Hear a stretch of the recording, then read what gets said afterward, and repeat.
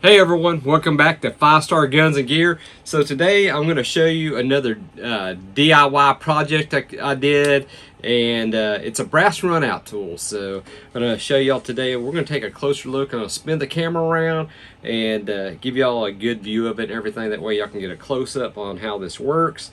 And I'll let y'all know how I designed this and what I did, and y'all let me know what y'all think in the comments below. I think it'd be great on the reloading bench. There's some great DIY projects I'm coming up with.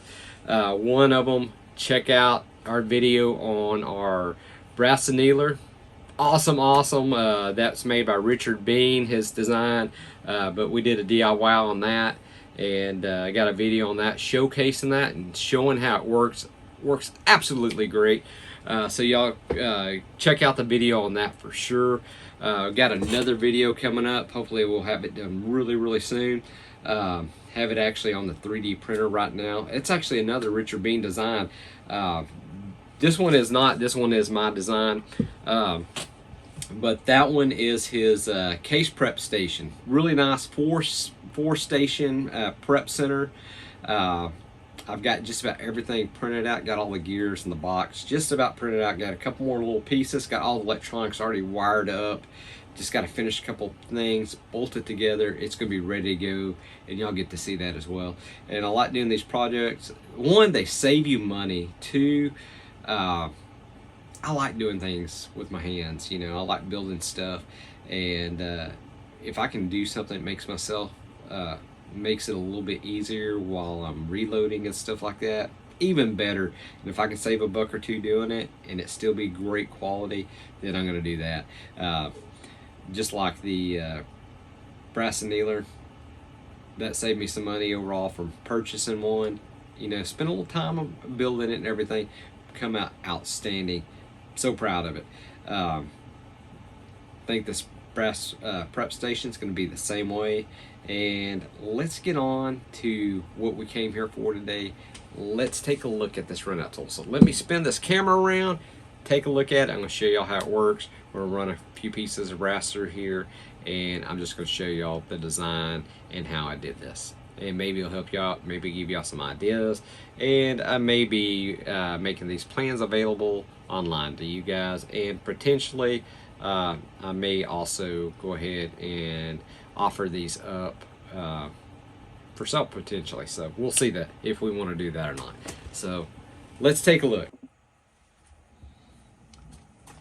All right, this is my runout gauge. So built this. This is a solid piece of PETG. It's a 3D printed base and everything. It's very thick, very heavy, extremely heavy. Has no play in it. I used 8mm linear rails.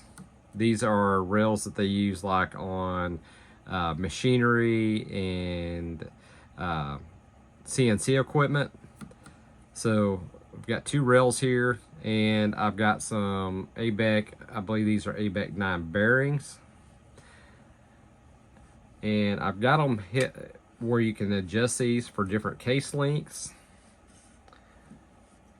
They're pretty easy to use, and you can kind of keep these in place where they don't move back and forth too much by just these O-rings right here. You just kind of push those in place where you want them.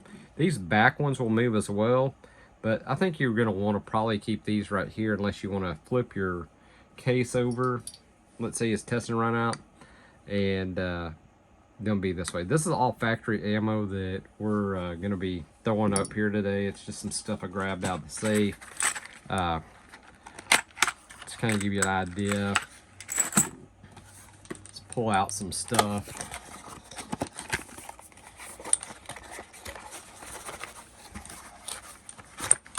And I'll show you the way I designed this. It's gonna accommodate from your small calibers, which is 223. So let's say this 223, we're gonna want to move this in.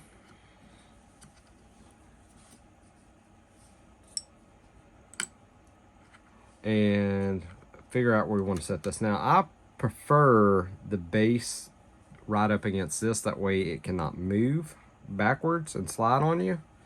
So I would recommend going ahead and moving this back ever so slight. Let's move this back. So for this 223 300 blackout, you're gonna have to put these pretty far in, which is fine.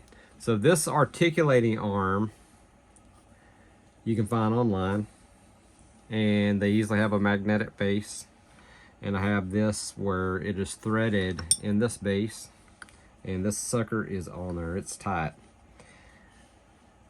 Then I've got my dial indicator here. I can adjust the angles just about any way I want it to accommodate any caliber, and I can adjust this height. So let's say I wanted to go over here and do this one. Just swing this arm over, get your dial indicator lined up wherever you're going to want to indicate at.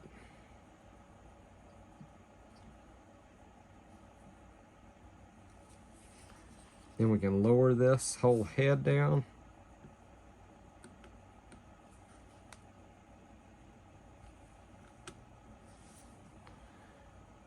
And then I can actually just take this, just get this back where y'all can see. Sorry, my camera's not at a good angle, so if I can see this just fine. And check the run out of this.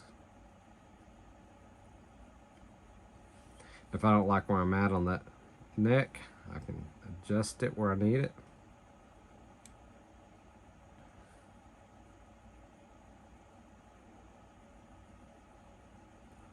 This one has about 3 thousandths run out in it.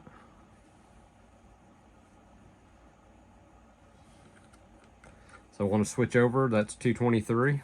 Let's say I want to do a 30-30. A rim cartridge. Not a problem. Slide this out. Swing your arm. Actually raise this and swing it back into place.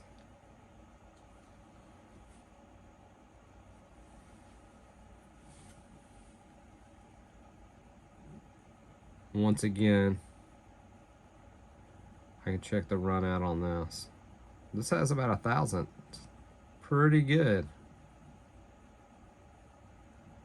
Oh, maybe 2 thousandths on it. But as you can see, the way we got this designed, even this being rimmed and us being able to adjust this, it does not matter that this is a rim case. So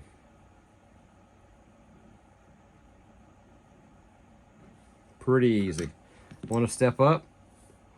Let's I got some 30-06 brass that we just nilled, but let's do another loaded cartridge, 7mm rim mag. Let's throw something beefier in there.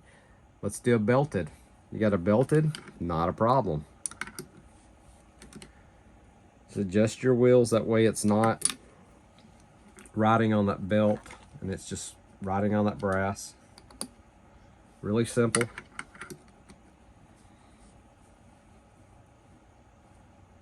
And let's check this ammo.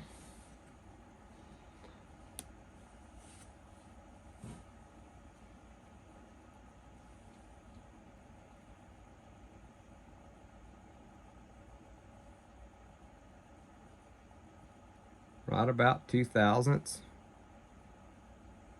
Maybe a little bit more. I bumped that, so that's why it went. I let a little pressure off.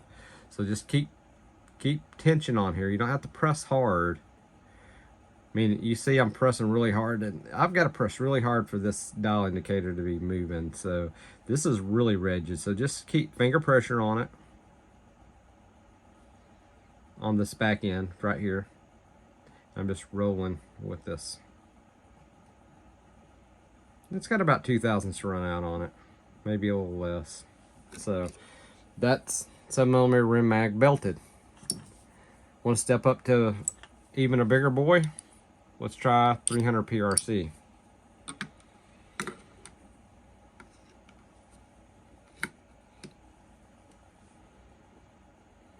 And like I say, you can articulate this arm up and down, side to side, however you want it. You can adjust this if you wanted to. It's got a little fine-tune adjustment here. Just like any dial indicator, if you needed to, you could set this to 0.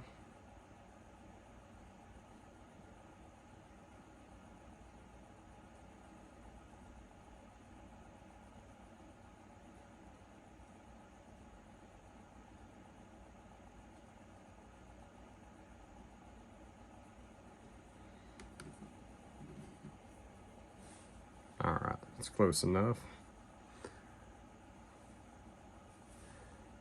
This dial's pretty tight on this. Is a brand new dial indicator.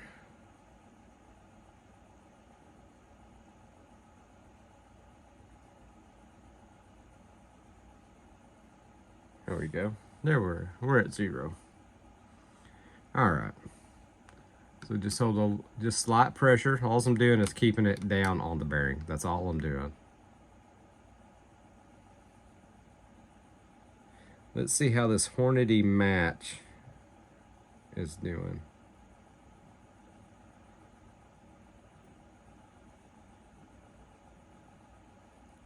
So there's a 2,000 swing in it. It's pretty common. That's pretty darn good.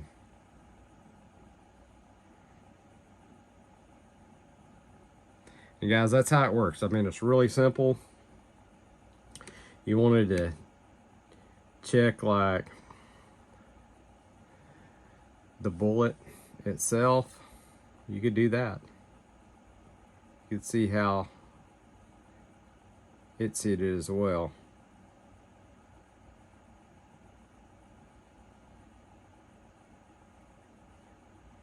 Where I'm touching right there, it's about close to 3,000ths right there. So you can see the neck is a lot more concentric than how this bullet is right here. So that could be how it's seated in the die from the factory. I mean, there could be a lot of factors in that.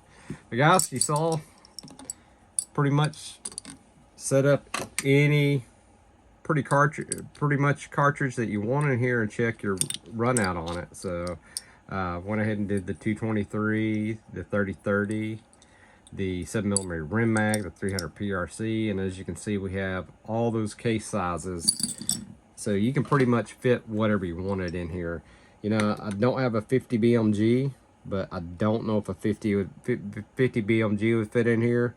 But it wouldn't be too far off. And this is something that I could adapt longer if somebody had something they wanted to do run out on that.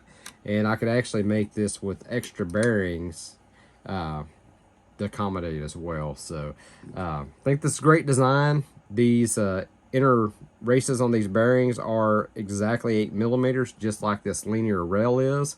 Like I say, this is linear rail off of, or not off of, use for CNC machines, 3D printers. They use it in that kind of industry, so it's an industrial linear rail. So you're going right on this bearing straight onto a high quality rail. That this is not some cheap junk that you buy at Home Depot. It's not mild steel or anything like that. So these are stainless steel rails, and these are precision rails. So that's nice that it's on that. Everything's rigid, everything's solid. I mean, we do 100% print. There's no infill gaps in this print. It's 100% solid, just like you just do an injection molding. So this is solid, solid, solid. It's not really light, I'll tell you that. It's kind of heavy because we did do a solid print on this. So guys, if you're interested in that, let me know.